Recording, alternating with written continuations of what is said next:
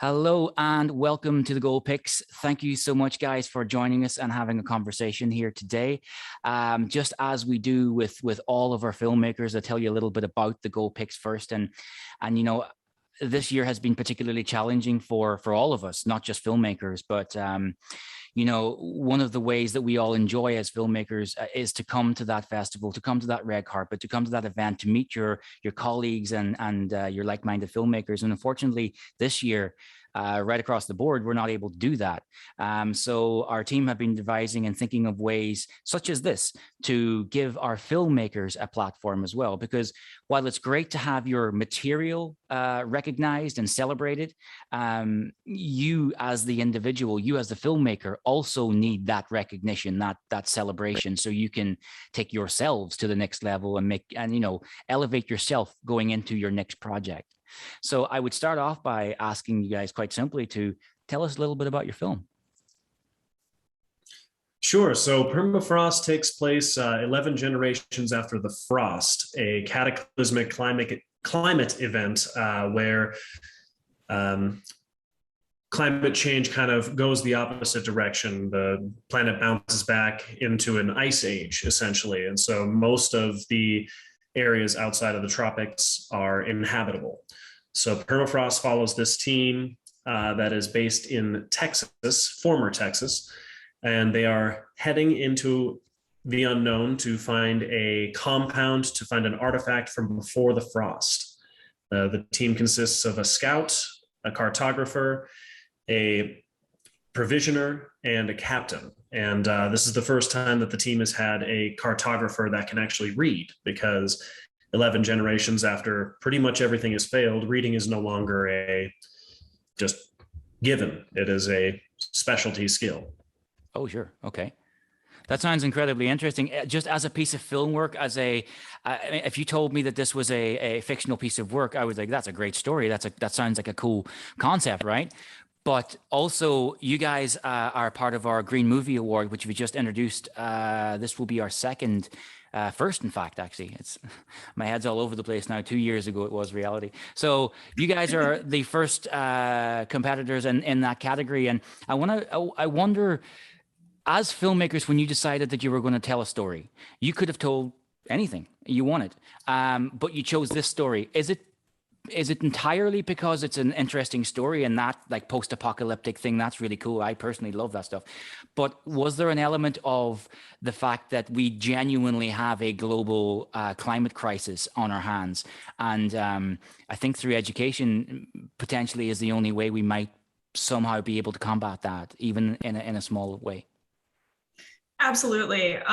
Yeah, a lot of the reason why we told it is because, I don't know, leading up to, we filmed in December 2019. So it was before COVID. It was before, before the direction really shifted. The decade of the year that was 2020. But I know we sort of just felt really powerless and didn't know what to do about the climate situation, because like I hope there are much smarter people than us out there working on scientific solutions to problems, but what can we do that matters? And I think stories matter, and we can tell stories. So sometimes we can feel like storytelling can be fun and frivolous, because filmmaking is fun, but stories do matter to people and they touch people. And so if we can, do our small part to get that message out there, then I think the film has accomplished what it needed to. It also puts some images to the idea of hotter hots lead to colder colds. It's not just global warming, so everything gets warmer. Things are swinging much more wildly, and never was that more evident than when we were filming in North Dakota in the middle of the winter. That was North Dakota? Yes, sir. Yes, sir. That was North Dakota playing Texas. If I had to guess, I would have said you guys were in maybe Alaska or something. It's quite. I mean, honestly, it's quite a scene, and that was going to be one of my next questions. In that, all filmmaking, whatever context it might take, is challenging. To get something from inception to a script to something you can actually shoot to shooting it and all the various processes along the way, they are themselves challenging. But you faced a sort of different challenge that could have been singularly a mountain to climb in and of itself, and that was the fact that you filmed in those very cold temperatures. You were out, and it was very sparse, and your actors and your cast were like they felt really alone, which of course I'm sure was intentional. But to do that, to physically go out, and we see the crew, we see the actors on screen, and they got all the helmets on and so forth. But there's a whole crew around them trying to keep warm with, keep warm. It's like, was that a challenge to try and find a crew that not only wanted to tell your story, but was willing to go out into North Dakota/Texas for a couple of weeks at least and freeze their nether legions off? Yeah, I will say it was no challenge at all finding a crew that wanted to tell that story. We got a lot of submissions right away that were very interested in telling that climate change story. The ones that stuck it out were the ones that stuck it out once it had to be in North Dakota was a little different, but it was still, our crew was amazing. Couldn't have asked for a better crew. No complaints about the cold, anything more than the standard North Dakota kind of, yeah, man, it's cold. Yeah, it is. So when the film was finished and you got to the point where you wanted to get it out there now, and you did put it out there, whether it be festivals, whether it be screenings or whatever it is that you guys did you receive, or what was the response outside of it being a film, like the environmentalist response? Did you contact or send your film to any environmentalists or any organizations that are set in place to try and tackle our climate crisis? And if so, what was their response to it? I mean, I would hope that they would embrace that with open arms and go, hey, this is another tool to tell our story, essentially. And these guys went and done this all of their own accord. So yeah, Ace is here, So like, did you get support in that manner? Honestly, we haven't reached out. That's a brilliant idea, though, and I'm going to take that and run with it. This was never even intended to be a standalone film. Honestly, it was supposed to be a proof of concept for a series, but then 2020 happened during our editing, and so we had nothing to do with our finished proof of concept other than submit it to festivals. So we're very happy with how it's been received, and that's absolutely a great idea. We can start reaching out to green organization. I mean, for sure, absolutely. I mean, we at the GMAs as well, like we created the GMA Green Award to specifically shine a light on films made either the story is about environmentalism or they made the movie with keeping that in mind, keeping your carbon footprint to a minimum. So because we see we have a bit of a platform and we can potentially direct certain content in certain ways. So, I mean, I can have a chat with you guys after we're done here, but I'd be more than happy to. I have a few ideas and a few of our partners and so forth, like platforms and so on, that might be interested in looking down this avenue. So yeah, we can have a chat about that a little later. And yeah, just to kind of wrap up now as well, is when you did get to that point where you're like, okay, hey, I got a movie, right? Let's get it out there. So as independent filmmakers, I presume you didn't have millions of dollars to spend. So therefore, you use your money, you use your budget as sensibly as you can. And to be quite honest, the most sensible thing to do is to put all of it on the screen and to worry about the other stuff later. But yet you still have to worry about that stuff. So when you got to the point where it was film festival time, what became important to you? What was it that, like, among the festivals, ourselves included, that you chose? Why did you choose those? And what was it that spoke to you about the message that the various organizations do and support that kind of rang true to you? Sure. So to be perfectly honest, this was our very first independently produced film, and this was our first time submitting to festivals. So we were super green. We, didn't really know what to look for, and it was the middle of a pandemic, and there wasn't a lot of in-person gathering, and because it wasn't safe. And so a lot of the things that we were looking at was really reading reviews from other filmmakers. Those matter. And things like, obviously the GMAs are doing the Green Film Award, which is great for us.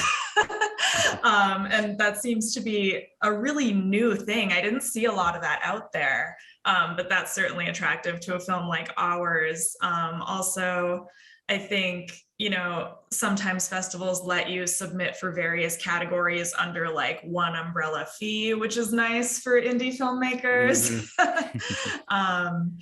I don't know. It was, again, we didn't really know what to look for. So I think we've learned a lot through the process, and we've learned like certain organizations are really there to support filmmakers. And that's such a nice feeling. It's a nice little safety net when, you can send an email and somebody replies and you can have a question and, get some input. And, there's so many festivals out there, but when you find the people who it feels like it's a real community that they're trying to build, that's so lovely for us, especially when it is a pandemic and we're not really traveling and we're not, we can't do a lot of the things that are typically attractive about film festivals, networking events and things like that. It's nice to have that kind of community, friendship, sort of support feeling from festivals. It was kind of the silver lining of COVID was we submitted the film to places that we probably would not have been able to go to, like the GMAs and I think there was one in Australia, but just like the international festivals, submitting to those, even though we know we can't go because we can't go to the one down the street either. Yeah, sure.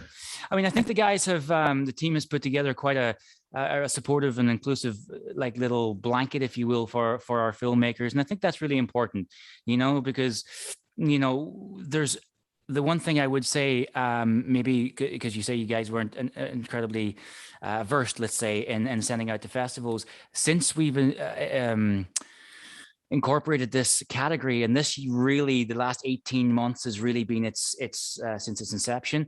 I mean, we've had hundreds of submissions to that particular category. So you guys are way out in front right now, So, I mean, that's all I can say at the moment. But yeah, it's stiff competition for sure. And yeah, a couple of hundred in the GMA Green for sure. So you guys are way out in front. So you should be very, very proud of that in and of itself. But yeah, I think the guys have created like a nice safety blanket, and we will be announcing a few other things in the coming days as well to support our filmmakers who can't make it in person to some of our live events here in London when that becomes a thing again. And yeah, there'll be some other news as well. So we won't be as far away pretty soon. Let's just put it that way. Awesome. Yeah, we're honored to be even in the festival, let alone having interviews in the gold sections. So, yeah, thank you so much. It was a pleasure to talk to you guys. And just before we go as well, we're going to play out with your trailer so everyone can have a look at your film. And of course, to tell them where they can see it. So this coming September 16th, 2 days from now, it'll be on the GMA Player and on the GMA Screening Program on Fest and our partners at Film Ahoy. But where might an individual be able to watch your film after that process is complete? Because if you guys are successful in progressing to the next steps, which is a nominee, then we will offer you 6 months distribution on those platforms, if you so choose. And if you go on to win, we will offer you a rolling 1-year contract, where you guys, the filmmakers, keep 100% of any profits generated by the distribution or play of your film. So we don't take a dime, nor does the platform.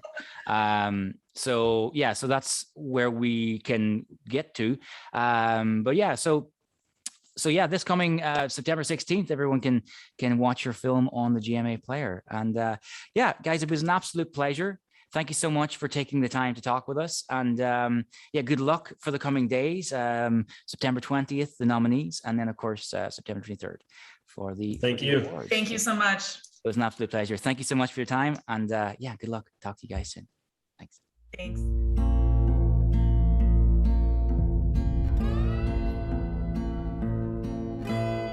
Any idea where I'm heading next? Well, before you got us, we could go north. That'd be a lot faster, but we'd have to ration some food off. We'd go east, which is gonna be longer, but with the storms coming, it'd probably be our best bet. Much worse ways to die than freezing. Found some peace in that.